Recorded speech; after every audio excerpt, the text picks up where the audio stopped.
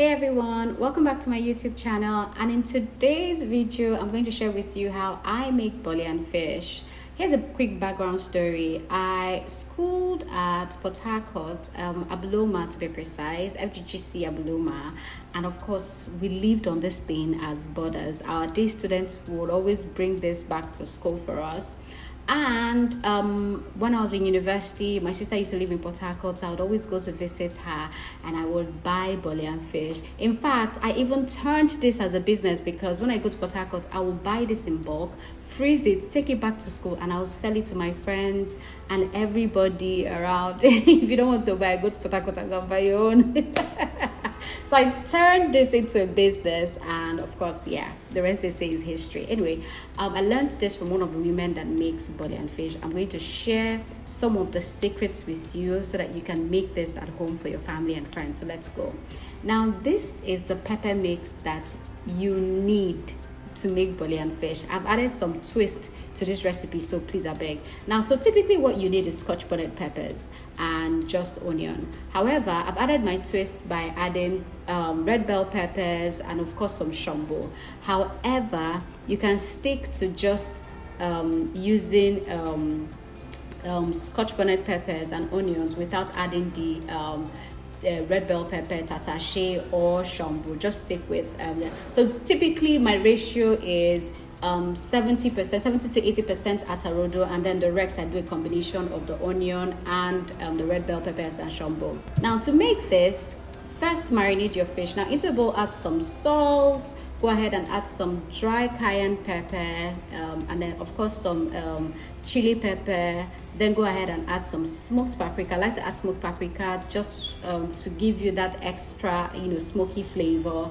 And then I like to go in with some seasoning cube. And for this video, I'm using Knorr seasoning cube original, not the chicken. And here's the trick. I like to use one seasoning cube per 1 kg of mackerel fish. Now I'm going to go ahead and mash up that seasoning cube and then sort of just mix it very well with the seasonings before adding the rest of the ingredients. Then I'm going in with the blended or the pureed pepper mix, which I showed you earlier. Then another secret here is to use vegetable oil instead of, is to use palm oil instead of vegetable oil. Pardon me. That's the trick here. You use palm oil to bind and to bring everything all together. And of course, after mixing this together, don't forget to taste and adjust the seasoning if that's what you like. However, I'm trying to cut down on the amount of salt that I use, and I typically rarely use seasoning cube in any of my cooking.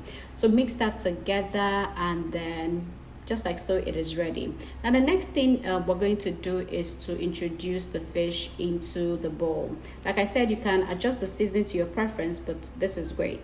Now into the bowl, I'm going to go ahead and add my washed mackerel fish. Now I washed this mackerel fish with some salt and water. You can also use some lemon if that's your poison, but for the sake of this recipe, I tend not to do too much to the fish because I want the fish to retain its flavor. The moment you add lemon to it, it sort of takes away or zaps away the flavor of the fish and sort of partly cooks the fish. Yes, so the moment you add any acid to fish, it sort of partly cooks it, and that's not what I want here. So anyway, go ahead and massage that fish with the marinade. Make sure that you're getting, the marinade into all the areas, the tail, the fin, the gills. Get it in there very well, the stomach area. Get that marinade, soaked up in there very well.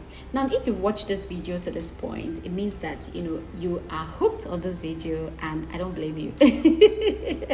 I'd like to say thank you so much for watching this video to this point, and if you're here and you haven't yet subscribed, please go ahead and subscribe to this to my channel, and leave the post notification on to get notified any and every time I upload a video. So I typically upload every Tuesdays and Thursdays, so stay tuned and stay alert for one of our videos or all of our videos. Anyway, once you have done massaging the fish, set that aside until we're ready to grill. Now the next thing I'm going to do, or the next thing I typically do, is to peel or get ready my plantains. Now you don't necessarily have to use ripe plantains, but I personally prefer to use ripe plantains. However, you can use semi-ripe plantains.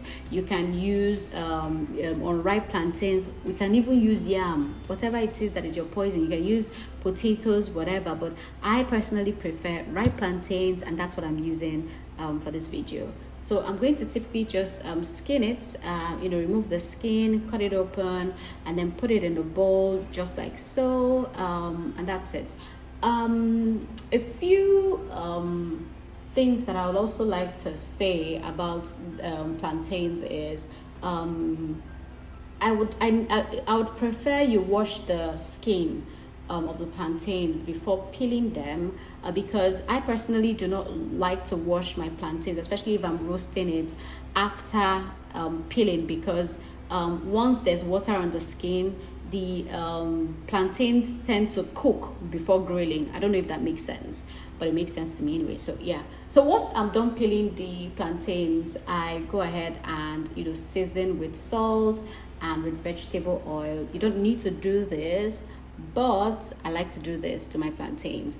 And go ahead and massage the salt, the seasoning, the vegetable, to the plantains, just like so. Massage it very well. Do this to all the plantains, and we're just typically trying to season it and get it ready for grilling. Again, like I said, you don't need to do this, but this is what I want to do. Okay.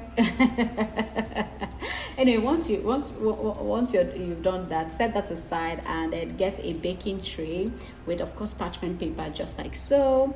If you have an outside grill, this is perfect for you to go ahead and start to grill your plantain on your outside grill. But hello, baby girl doesn't have, and we're trying to show you how to do this in an oven. So yeah, my grill is actually really big. It's like big, and it's like those ones that they used to do suya. But that's not what we're doing here today. So anyway, set that on the tray, and then get the fish that we've already that we prepped earlier, and arrange them on the same baking tray. After all, they are all going to the flavors are going to jam together after we're done roasting it. Don't mind me, I'm just messing around. Anyway, so gently place the fish on the other side of the tray, and again, pay attention to how I'm placing all the items. I'm placing them in the center of the tray so that the grill would get to them very well. Now, don't forget that while this is roasting, flip them at intervals every 5 minutes. You can continue to baste the fish with the seasoning of the marinade that we made earlier until the fish and the plantain is ready. Now onto the sauce. Now to make the sauce, add some palm oil to the frying pan and season with salt. Then go in with the pureed pepper mix. Again, I'd like to point out the importance of seasoning your meals or your sauces, stews, and soups in stages. I like to season or start to season at the beginning of my cooking, or once I add the vegetable oil, season in the middle part of my cooking, and towards the tail end of my cooking. Anyway, once you've added the pepper mix, fry that and allow the liquid in the pepper mix to evaporate. Now once that's evaporated, uncover and go in and season with seasoning cube. Again, I like to use or I'm using Knorr seasoning cube here, just like so, and I'm going in with my spoon to melt that, because seasoning cubes can sometimes be tough and sometimes even be a bit sticky, so you really don't, I don't like to get that in on my fingers. Now once I've added the seasoning cube, I like to stir that to combine, and then season with some salt before moving along. Again, like I said, I'm seasoning my meals in batches, just developing flavors as I go along. Now once I add the salt, I stir that to combine, and of course taste as I'm cooking, just to know what to add and what not to add. Now once I've stirred that to combine, I'm going to allow this to continue cooking further until the sauce is ready. Now once the sauce is ready, the sauce is typically ready, just like it's typically ready, but there is a secret, or should I say there is a step that I was taught when I was taught out, or that I was told of when I was taught how to cook this. Now if you're Team Fit Farm, this is perfect for you. You can turn off the heat. Yeah. So I was told that once you get your sauce to this point, kill the heat. Now, once you kill the heat, once you kill the heat, give it 5 minutes. Then here's the trick. Go in and add enough palm oil. Yes, add a lot of palm oil. Now, Bole and fish requires a lot of palm oil, which is why I said Bole and fish is not for feed farmers. Do you understand? It is not for feed farmers at all. Go in and add that palm oil. Now, once you add the palm oil, now turn on the heat and allow it to sizzle for just a couple of seconds, just to heat up that palm oil, and then set it down. That is the trick. That's the trick, because if you realize when you buy Bole and fish, it has this fresh oil taste that you get. So that's the trick.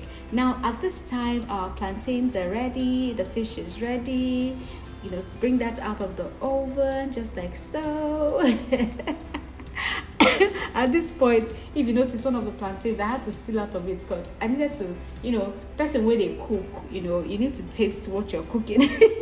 Anyway, check and make sure that everything is ready.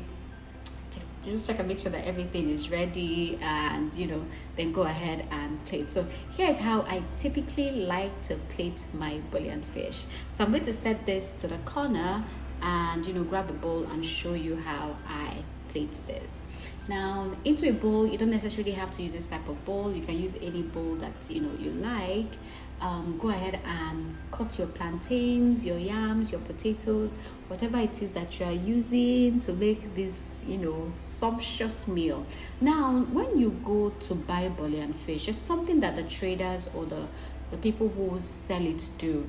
When they cut the plantain, they sort of mash it, not mash it, but it's sort of like push it down in between their fingers, just so that I don't know how to describe it, but just push it down in between their fingers, or with a knife, just like so. And that's what I'm trying to do here. Now, once you do that, go ahead and add your fish. This one now looks like two bread and what was that thing that Jesus did? How many bread and 2 fish? Anyway, that's not what we're talking about today, I beg. So go ahead and add enough plantain that you want to eat for yourself or 2 people, whichever. Go ahead and add some plantain. And then the next thing we're going to do is to drown this baby in that sauce. Yes, that sauce that we made earlier. Drown it in it. And it's not just the sauce that you're going to add. You're going to drown it in that oil, because you need that oil, I'm telling you. Then there's something that you also need to do after adding that last oil. Just think of this sauce as though you're making afang soup. You know that typically once you're done making afang, you add extra oil to the afang soup. Just think of it as that.